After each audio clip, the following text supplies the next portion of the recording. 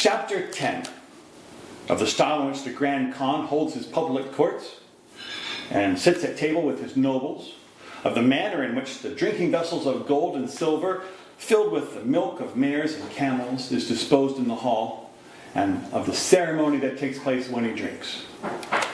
On each door of the Grand Hall, or whatever place the Grand Khan happens to be in, stand officers with staves in their hand of a gigantic figure. And their purpose is preventing people from touching the threshold with their feet and obliging them to step beyond it. If anyone, by chance, is guilty of this offense, these janitors take from him his garments, which he must redeem for money. Or, when they do not keep the garments, they inflict on him a number of blows, as they have authority for doing. As strangers may be unacquainted with the prohibition, these officers are appointed to introduce them, by whom they are warned of it, because the precaution is there, because touching the threshold is seen as a bad omen.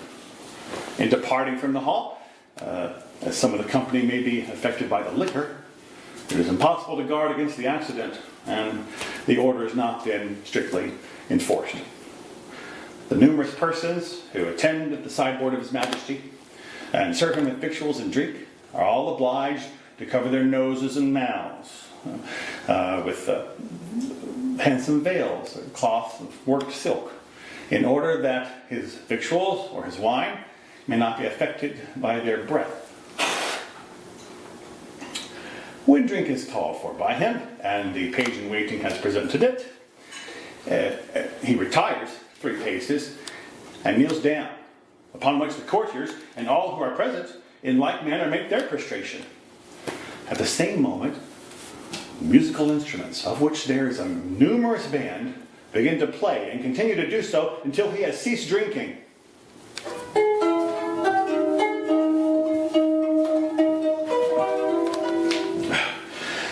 When all the company recover their posture.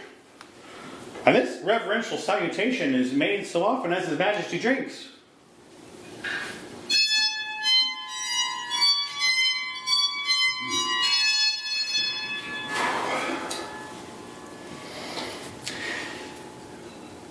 It is unnecessary to say anything about the victuals, because it can well be imagined that their abundance is excessive.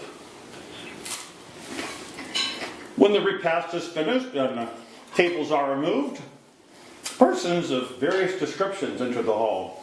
And amongst these, a troupe of comedians and performers on different instruments, tumblers, jugglers, all exhibit their skill in the presence of the Grand Khan, and to the high amusement and gratification of the spectators.